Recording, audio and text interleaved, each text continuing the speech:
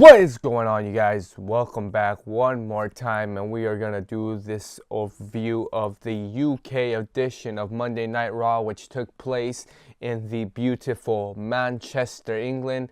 Manchester will forever be red, but that's just a side note. Let's go on with what happened on this episode of Monday Night Raw. Kicking it off with the most must-see WWE wrestler at the moment, The Miz, with the most must-see talk show host, whatever The Miz says, Miz TV. Miz being as awesome as always, completely destroying Baron Corbin on the mic.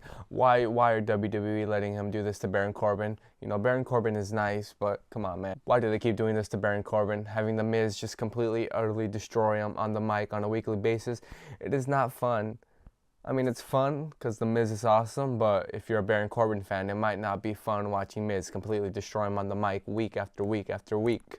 Alright, now the actual guest of Miz TV was none other than the general manager, Kurt Angle. You suck. You suck. You suck. Alright, Kurt Angle was the host on Miz TV, and once again, Kurt Angle expressing how SmackDown is the B-side and how Raw will reign supreme on Survivor Series. However, The Miz does not care about what Angle thinks of Survivor Series. Miz is on and on about how he set up Daniel Bryan, his counterpart, GM, Miz saying he set up Daniel Bryan by locking him in there and then having Kane come in. And then Miz also going off about how Kurt Angle set him and The Miz Taraj up to be utterly destroyed by Baron Corbin last week. Actually, it was Curtis Axel that got absolutely destroyed by Braun Strowman last week, about 5 power slams, and then finally won through the table. The Miz was not a happy camper. Kurt Angle didn't hold back. He put The Miz in a match one-on-one against none other than the monster amongst men, Braun Mother Strowman. Who wants to walk with Elias? I want to walk with Elias. Elias versus Jason Jordan, guitar on a pole match. Jason Jordan won. I'm not really happy about that. I love Elias. Jason Jordan, I mean, come on, why? Like, I know Jason Jordan is great, and they're trying to give him this push, but Elias is just above him, in my opinion, not only in the ring, but also as a character. Charisma for days. Not happy Elias didn't take the victory. I like Jason Jordan, but again, what is Jason Jordan? Yeah, I would have loved to see Elias win, but of course, Jason Jordan won. Nothing against Jason Jordan. I just feel like Elias deserves a push. Then we had Asuka in a squash match. He beat up a local competitor. And the most important part about that is right after the match, Alicia Fox doing her "This is your captain speaking," names her as the newest member for Team Raw. So now it's Alicia Fox, Nia Jax, and the Empress of Tomorrow, Asuka. With Asuka on that team, that should pretty much solidify the fact that Raw is gonna win. I really don't see how you put Asuka on Raw's team and then have Asuka be part of a losing team. That's not gonna happen. So I think that just solidified the point that Raw is gonna win. Titus Worldwide challenging the Samoan submission machine, Samoa Joe. Titus Worldwide, along with Apollo Crews coming out during their entrance. They get assaulted by Samoa Joe.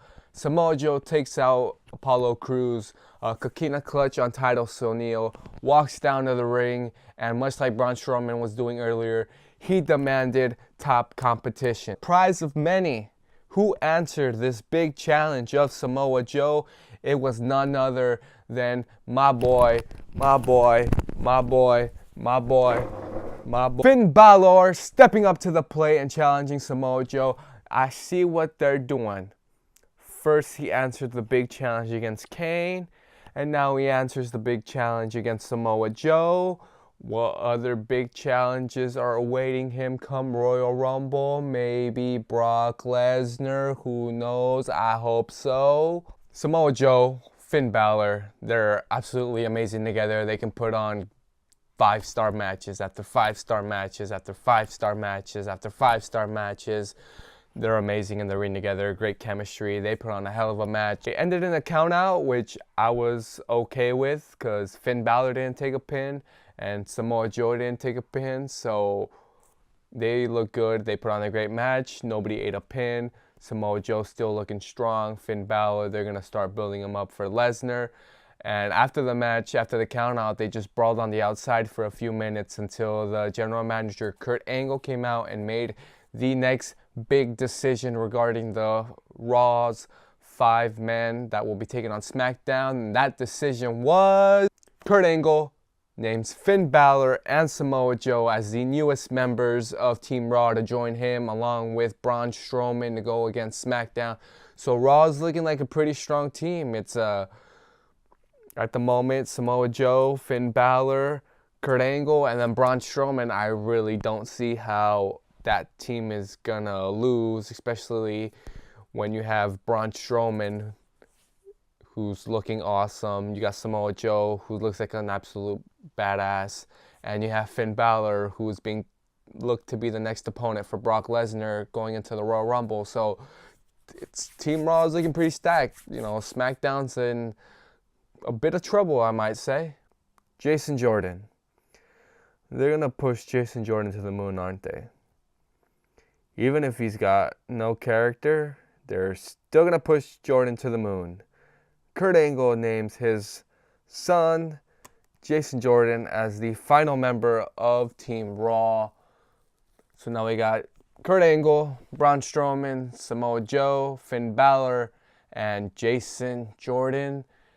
Not Roman Reigns, but that's okay. That's okay. Roman not being on the team, that's okay because of what transpired in the main event, which we will get to in a few. We had a women's tag team match. We had the captain of Team Raw, Alicia Fox, along with member Nia Jax, taking on Sasha Banks and Bayley, who were trying to prove that they deserve to be a part of the women's team for Monday Night Raw. The UK loves Bayley. The Manchester crowd loved Bayley. They sang that song, the Hey Bayley, ooh, ah. I'm not going to sing it for you guys. You know that whole song. I think they serenaded her for about a good 2, 3, 4 minutes of the match. Bayley and Sasha Banks ended up taking the victory. Sasha Banks making Alicia Fox tap out to the Banks statement. And right after the match, Alicia Fox announcing that Sasha Banks will be part of Team Raw. However, she didn't mention Bayley. Will Bayley be a part of Team Raw? Will somebody else replace her? What's going to happen with Bayley? We're going to have to tune in next week to find out, obviously. But there was no Paige. Maybe Paige comes back instead of Bayley. I really don't know who else they would put on the Raw roster instead of Bayley if it's not Paige. Maybe Mickie James? It might be Mickie James. I totally forgot about Mickie James. Could be Mickie James, but we'll see. You got Bayley, Mickie James, maybe Paige. Who knows? But Bayley, as of right now, is not part of Team Raw, according to Alicia Fox. Up next, we had the destruction, or the presumed destruction, of Miz and his Miztourage. We had the Miz taking on Braun Strowman, and yes, it was a destruction of the Miztourage. Braun Strowman treating the Miztourage and the Miz like they were his children, just throwing them around left and right, power slams and everything, until the savior for the Miz showing up. It was none other than the Big Red Machine, or Monster, Kane, coming out to save the Miztourage from further devastation and saving the Miz from not making it to Survivor Series. Braun Strowman ended up taking the upper hand. He power slams Kane, but Kane, doing what Kane does the whole sit-up. Braun Strowman knocks him out of the ring. Kane stands up. They glare at each other, monster to monster. Miz and the Miztourage decided, oh, he just threw us around like we're a couple of children. Let's go attack him to see how that works out. It didn't work out for them. Miz ended up getting power slammed. Braun Strowman standing tall. Intercontinental Championship run? Maybe. I've been seeing some Instagram posts about that. Who knows? We'll see. We had a nice little segment between the Shield, Rollins, Ambrose, and Renee Young. Rollins and Ambrose were defending the tag team titles in the main event against The Bar. Rollins, husband Ambrose, trying to convince Renee Young that nobody likes The Bar, that they smell bad. Who knows if they smell bad or not? I mean, Cesaro and Sheamus, maybe. Who knows? There was a lot of foreshadowing that they were going to drop the titles. It was kind of evident. They were kind of throwing it out there. Ended up with the nice, the whole Shield fist thingy. And at the very end, Renee Young kind of, when they all went their separate ways, Renee Young kind of stuck her fist out there like the Shield. Great stuff. I like it. Let's move on. Then we had the Cruiserweight division and one Enzo Amore coming out and doing a promo that I have absolutely no recollection of. He just went on and on and on and on and on. He talked about some kid at his hotel. Yeah, it was not Enzo's best promo. Yeah, it was a bad promo. It went on for too long. The crowd was not into it as they usually are. It was pretty tough to watch. Kalisto interrupting him, coming out but not cutting a promo. He actually goes on the outside, grabbing a chair, and we had the biggest surprise of the night come out, and it was none other than the Bruiserweight, the United Kingdom champion, Pete Dunne, making his debut on Monday Night Raw, taking on Enzo Amore. Oh, was this an awesome moment, because this was one of the spoilers I knew about, but still seeing his music come out, oh, it was absolutely amazing. Led to Pete Dunne versus Enzo Amore. Thankfully, Pete Dunne ended up taking up the victory with his bitter end, which is my favorite finisher in the WWE. It is freaking awesome. It's into a pump handle and into a reverse STO. It just looks absolutely devastating. I love it. Pete Dunne. Hopefully this isn't the last time we see him on the main roster. He should be on the main roster a lot more, and hopefully we see him more. Finally, the main event, the tag team champions were on the line. The Shield, Rollins, Ambrose taking on The Bar, Sheamus and Cesaro. Real hard-hitting stuff between the two tag teams, especially with Sheamus and Cesaro. It looked like the Shield were about to retain the tag team champions when none other than Big E doing the whole "Don't you dare be sour, clap for your world," and the New Day's music coming out, and they do not come out from the main entrance. They come out Shield style, symbolism, New Day coming out Shield style through the crowd, and the whole Raw locker room, Kurt Angle, they cut to the back. Kurt Angle is rallying up the troops, everybody, and they all marching down ringside. The entire Raw locker room is ringside, preparing for the New Day to come down to the ring so they can get ready for another siege. It looked like there might be another siege, however, the New Day just cuts another promo, and right after that, they head for the exit.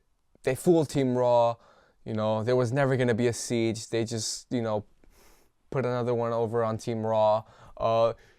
Sheamus, bro kick. 1, 2, 3. We have new tag team champions. The New Day screwed the Shield out of the tag team champions. Sheamus and Cesaro, once again, tag team champions. They'll be taking on the Usos at Survivor Series. Now, as excited as I was to see Rollins and Ambrose taking on the Usos, Sheamus and Cesaro against the Usos is going to be a great match. That's fine. Usos are the best going on right now. Sheamus and Cesaro could deliver with anybody. So it's still going to be a stellar match. I'm a little disappointed not to see Rollins and Ambrose against the Usos, but The Bar, not a bad replacement. Now, this here, right here. The New Day screwing the Shield. Roman Reigns set to make his return next week to Raw. Will we finally see the New Day taking on the Shield at Survivor Series? That's the impression that I got from this episode of Raw, especially having the New Day, just those three come out Shield style, screwing the Shield. if that does lead to New Day versus The Shield, Rollins, Ambrose, and Reigns at Survivor Series, that is going to be an epic match of epic proportions, and that's the match that I'm going to be most looking forward to at Survivor Series. Shield, New Day, I hope it comes true. I want to see it. As much as I wanted to see the Usos and the Rollins and Ambrose, I will take New Day versus The Shield. It's going to be a lot of awesomeness, and I really cannot wait, and hopefully it does happen at Survivor Series. So Monday Night Raw from the UK came and went. Of course, when it's in the UK, you always will have to watch out for those spoilers. The only spoilers I found out about was the changing of the tag team champions and Pete Dunne. But still, when you actually saw Pete Dunne come out, it was still like, oh my goodness, it's Pete Mother Dunne. And when you see the way that the Shield lost the tag team champions, it's to get excited for. And I'm really looking forward to next week on Raw, SmackDown, to see if the Shield do anything on SmackDown. And of course, Survivor Series is shaping up to be a pretty epic event that I hopefully do not miss. I pray that I get that day off. Alright, that's going to do it for this episode today. I will see you for Tuesday night on SmackDown Live. I don't know what part of the UK they're going to be in, but it's going to be another UK special. I'm going to try to avoid spoilers, but I check social media every time I open my phone, so I probably won't be able to avoid them, but still, you got to watch it so it can be epic. That's going to do it for this video. Till next time for SmackDown. And I'll see you guys then.